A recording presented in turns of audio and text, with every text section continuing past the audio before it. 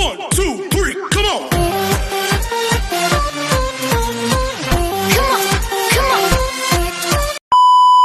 Hello beautiful people! Welcome back to my channel. This is your Mama Sam. Hola mga amigo, amiga, kumare at kumpare. Kamusta kayong lahat? Sana lahat po kayo ay okay at safe ngayong araw na ito. At syempre kung ako naman ang tatanungin nyo, nakikita naman ninyo ang beauty ng Mama Sam ninyo. Fresh overload pa rin, di ba? Ganyan talaga kapag umiinom ka ng maraming vitamin C plus kumakain ka ng maraming banana. Dahil sa banana, mas nakakaloka ang kagandahan ng Mama Sam ninyo. Charot! So, kamusta naman kayong lahat? Sana lahat kayo ay okay na okay ngayong araw ng Monday. So, happy Monday sa atin lahat ng bonggang-bongga. At hindi lang yan, syempre. Gusto ko rin magpasalamat sa walang sawang tumatangkilik dito sa Mama Sam Vlog. Araw-araw, lagi-lagi. Maraming salamat guys sa pagmamahal at support na binibigay ninyo. At saka syempre sa mga makasolid na makamamasam dyan. Maraming salamat po sa mga bago nating subscribers. Hello sa inyong lahat. Kaya naman, ngayong araw na to, marami akong atid na chika na talaga naman, oh my gosh, magtataas ang kilay ninyo ng bonggang-bongga sa mga pag-uusapan natin ngayon. Kaya guys, wag na nating patagalin ang ating mga chika. So, para sa una nating chika, eto nga, Diyos ko, mainit na pinag-uusapan ngayon sa social media ang reaction ni Bianca Manalo. She truly deserved a semifinal spot. Bianca Manalo, Binibining Pilipinas Universe 2009, mentioned in the one of her interview on Kababayan LA that after the announcement of the top 15 semifinals, she was approached of Miss Lebanon and hugged her and said, "Don't be sad. It's not because you're not beautiful. It's that it's just that you're from the Philippines." Okay. Oh my gosh. Way back 2009.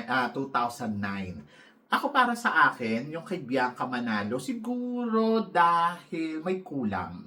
May kulang sa kanya. Maganda si Bianca in person. Nakita ko siya in person. Maganda talaga siya. At parang mas lumabas yung personality niya noong after niyang lumaban ng Miss Universe, yung nag-aartista na siya, di ba? Yung after niyang magputong ng corona as a Miss Universe Philippines. So, para sa akin, doon ko nakita yung personality niya na mas bubbly, na mas parang mas confident. Kasi during na lumalaban siya sa Miss Universe, alam naman natin, di ba? Na may kulang. No? Doon pa lang sa gown niya masasabi ko na hindi nakabog. Oo. So, siguro, kung nag-prepared siya ng mas bongga, mas panalo, at meron siyang eksena na, alam mo yon pinakita, I think, winner siya. Aminin natin na maganda si Bianca, pero hindi siya kumabog nung time na lumalaban siya. Yun na yung masasabi ko. But isa sa mga favorite ko, lalo na yung nag-artista na siya, ay gustong-gusto ko yung character niya, gustong-gusto ko yung nakikita ko sa kanya. Sayang nga, nawala to sa spotlight eh. Pero sabi ko, magaling na artista si Bianca Manalo. At doon ako nanghihinayang kung siguro kung lumaban siya na artista na muna siya, pagkatapos ayun lumaban siya ng Miss Universe Philippines, I think kung ngayon siya lalaban, tapos mas na-develop na siya, I think papasok siya sa semifinals. Yan! Di ba? Kasi iba yung kumpiyansa niya yung nag-artista na siya. Pero noong lumalaban pa lang siya or nagpiprepared, parang hindi natin makita yung confident na lumabas. Ganon. So, yun lang yung masasabi ko. But Bianca Manalo, she's pretty, she's tall, at masasabi ko, iba ang mga Manalo. Di ba? So, yan. So, she's, forever Binibining Pilipinas Universe. At she's a Miss Universe 2009 from the Philippines. Di ba? So, yan. Hindi naman na mawawala yun. Forever na yun. At para naman sa sumunod natin, chika, Miss Venezuela sa Miss Universe, nahihirapan na nga bang kumuha uli ng corona? Kasi last na nakakuha sila ng corona, 2013. At alam natin na hindi ganyan ang performance ng Miss Venezuela. Yung parang nawawala sila sa spotlight, bilis silang nakakakuha ng corona. Yung parang kakapanalo lang nila mga ilang taon lang, ayan na naman, kukuha na naman sila. Dahil siguro, nawala sila sa tema. Yung tipong, ang naging problema kasi, dati, parang pare-parehas yung mga pinapadala nila, matangkad, barbihan, ganon-ganon. Pagkatapos, parang hindi nila na-develop yun ng bonggang-bongga. Parang mas hindi sila nag-try ng variety ba? Oho, na candidates. Parang laging ganon. Pero, tinry naman na nilang mag-upgrade, tinry naman na nilang mag-iba, pero ayun nga, yung mukha naman, parang ganun pa rin, mukhang matanda, charot. So, yan. Ako siguro, hindi pa sila nakakakuha ng perfect girl para sa Miss Universe. Siguro daw sila nahihirapan na parang kaya nai-snub sila. Pero kung meron silang kandidata na, alam mo yun, yung sabog talaga yung personality na parang, ay, kahit saang area ay makikita talaga yung ganda niya, yung galing niya, hindi lang pang top 5. Sabi ko nga, maswerte pa rin ang Venezuela kasi sunod-sunod yung pagkakatugtong nila sa top 5. Etong taon na to, hindi sila nawala sa top 5. Nung nakaraang taon, ganun din, di ba?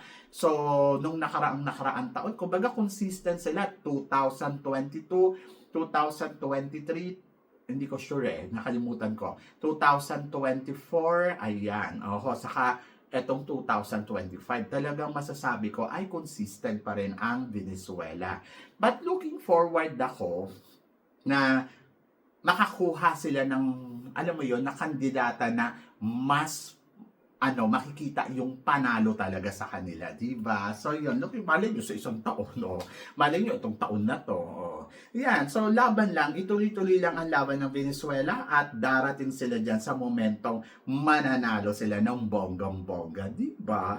So, sila pa, nakikita din naman natin talaga yung galing nila. At para naman sa sumunod na chika, sabing ganon, mag-a-appoint daw ang Miss Cebu para sa Miss Universe Philippines. So, appointed yung ipapadala nila. Pero, ang usap-usapan, hindi daw kaya si Nicole Bermeo ang ipadala ng Cebu City dito sa Miss Universe. Anong chika mo dito, Mama Sam? Well, ang chika ko dyan, bongga yan. Oo. Kung si Nicole Bermeo ang ipapadala nila, matalino si Nicole Bermeo at may ganda at ayun nga, di ba? Third runner-up sa Miss International. Why not? Kung nagawa ni Atisa, kaya din gawin ni Nicole Bermeo. Pero surprising to sa atin, di ba? Kung bigla siyang lilitaw dyan at magiging kandidata ng Miss Universe Philippines. Oh my gosh, maloloka ako. Charot. So yan, ulitin nga natin, maloloka ako. Di ba? Kasi nga, syempre, Nicole Bermeo yan. Iba ang talino niyan. At iba din ang ganda na meron siya.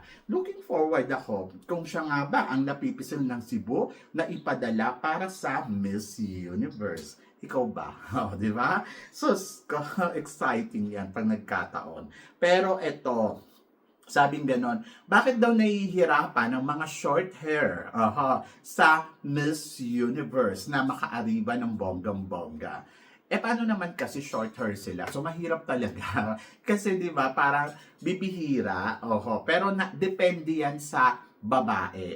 Depende yan sa lakas, depende sa galing. So, nung nakaraang taon sa Miss Universe, may short hair there si Miss France. Pag nakita mo siya in person, sobrang cute niya. Kaya lang maliit lang din. Hindi ko siya nakita na parang, magiging top to. Ay, nako, kakabugto. Hindi yon. Nung una, yung nanalo siya ng Miss France, sabi ko, ay, ang ganda. Mukhang eksena to, di ba? Exciting para sa Miss Universe 2025. Pero, yung dumating na siya sa Miss Universe, parang very ordinary kasi yung nakikita ko sa kanya na parang wala akong makita na something special na parang masabi ko, wow, siya ang mananalo. It's not about the short hair, it's about the caliber, di ba? So, di ba? Hindi naman porkit na wala kang buhok ay hindi ka na pwedeng manalo. Bakit naman si Susmita? Sino ba to? From South Africa, di ba? Nanalo siya, kahit short hair siya. So, ibig sabihin, hindi yan sa maiksi ang buhok, hindi yan sa wala kang buhok, sa abilidad at saka syempre, doon sa caliber mo as a candidates, di ba? So, yan. At syempre, higit sa lahat, dapat meron kang extravaganza beauty kung ikaw ay short hair. Yan. Maganda si Miss France, pero hindi ko siya masabi na siya yung pinakamaganda Syempre si Atisa na yon. Charot. Diyos ko, nakakaloka. At ito ang mas nakakaloka. Nagulat ba kayo? Hindi si Alexi ang Miss Universe Iloilo. Bakit naman ako magugulat? Alam ko naman na hindi naman siya naging kandidata ngayong taon na to. Siyempre, ang mananalo from the candidates, bakit naman siya mananalo? Hindi naman siya kandidata.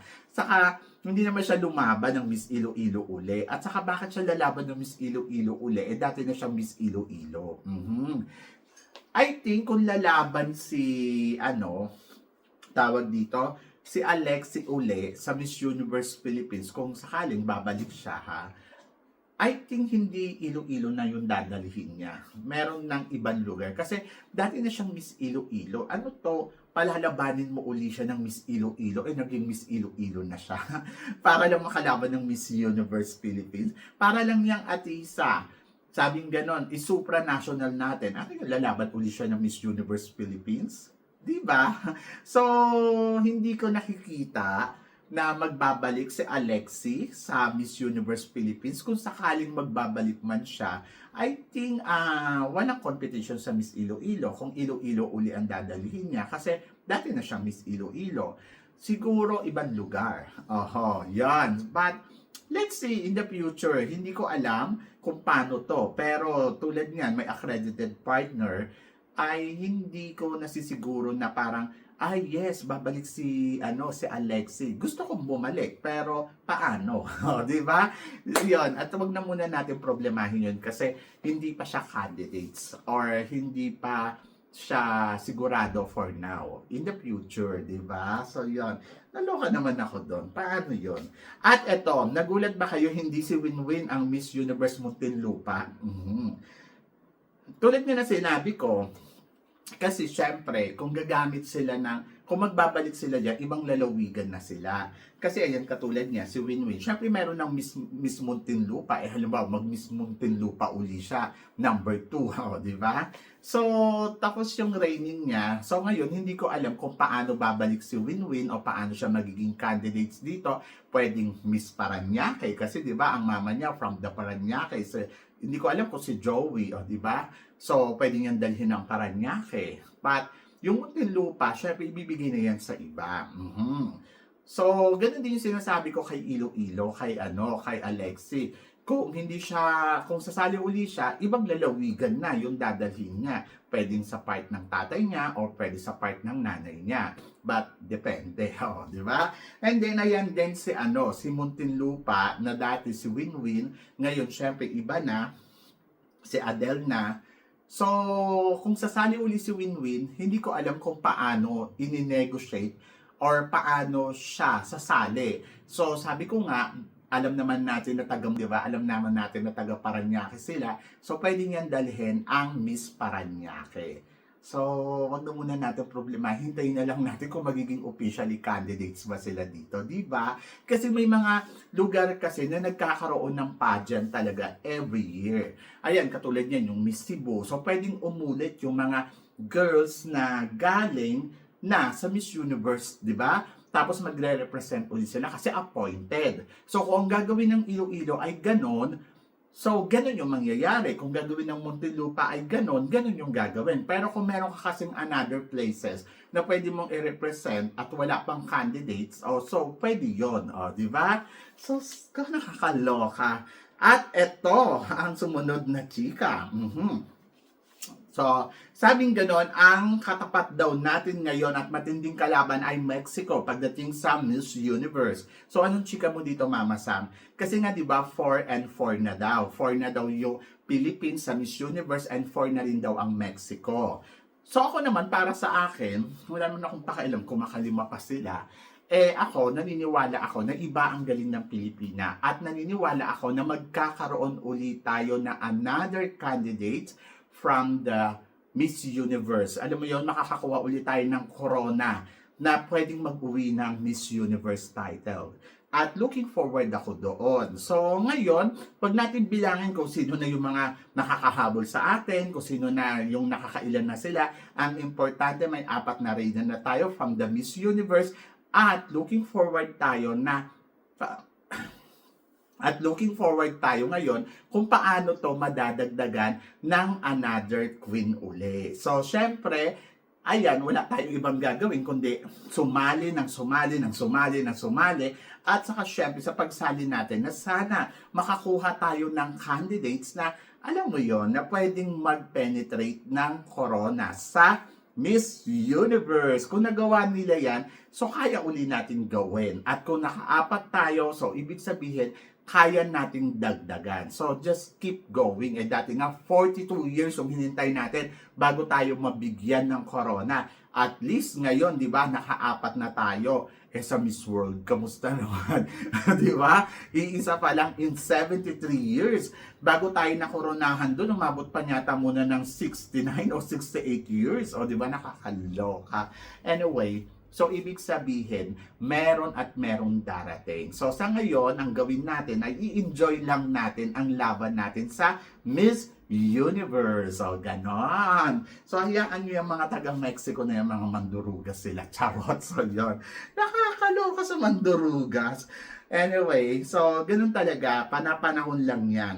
At weather lang yan. Ganon. At para naman sa sumunod na chika, bagong pictorials ni Miss Universe, bongga daw. Ito nga, syempre, di ba alam natin na mag-shoot na siya dito sa Indonesia. Ewan ko kung ito na yon para sa kanyang vitamin C. Alam naman natin na lahat ng Miss Universe ay dumadaan talaga. So, ayan na, may bago silang nirelease. Hindi ko alam kung edit yan. Pero, sabi ko nga, minsan, nakikita ko yung mga photos niya. Ang ganda-ganda niya talaga. Siguro kailangan lang ng perfect na makeup. Tapos siguro kailangan lang ng tamang ayos ng buhok para lumabas yung ganda ni Fatima, di ba? Kasi ang nagiging problema, pag nakikita natin si Fatima, para siyang laging galit, laging gulat, laging bangag, di ba? Ganun yung mga itsura niya eh. Sabi nga ni Christine Ann Perez kanina, habang kausap ko siya, ito si Fatima, pag nakikita ko, parang laging bangag. Na minsan iniisip ko, kasi di ba parang ang sa gamot, di ba umiinom daw kasi yan ng gamot. And then, ako naman, parang feeling ko, ang ganda-ganda ni Fatima, pag naaayusan talaga siya ng bongga, yung tama, yung make-up, parang feeling ko, may mali sa styling. Tsaka yung pag may make-up niya sa sarili niya, parang hindi ganun kakabog, hindi lumalabas yung ganda. Maganda si Fatima, pero parang ang tapang ng mukha. Siguro isa din yun sa mga nakikita natin na parang bihira din naman talaga ang mga taga-Mexico na ganun kaganda. Diba? Tignan mo si Lupita Jones, mukhang kontrabida. Diba? Si Jimena Navarrete lang talaga ang pinaka-favorite ko. Si si Andrea Mesa, maganda siya in person, sa totoo lang. Pero diba, medyo mature din ang itsura niya di ba hindi rin tayo umagri kay Andrea Mesa na parang nakikita natin, hindi naman ganun kaganda. Ewan ko ba, kapag Mexico ang nananalo, parang hindi tayo nakukonvince na parang winner sila. Kahit naman si Jimena Navarrete, di ba nakagano'n yung yan. Tapos yung leg niya maliit. Pero, in fairness sa mga Jimena Navarrete, gusto ko yung mga mata niya. Ang ganda-ganda talaga. Siya yung favorite ko talaga na Miss Universe from Mexico. Pero yung pagdating kay Lupita, kay Andrea Mesa, hindi ako makonvince. Parang nahihirapan ako.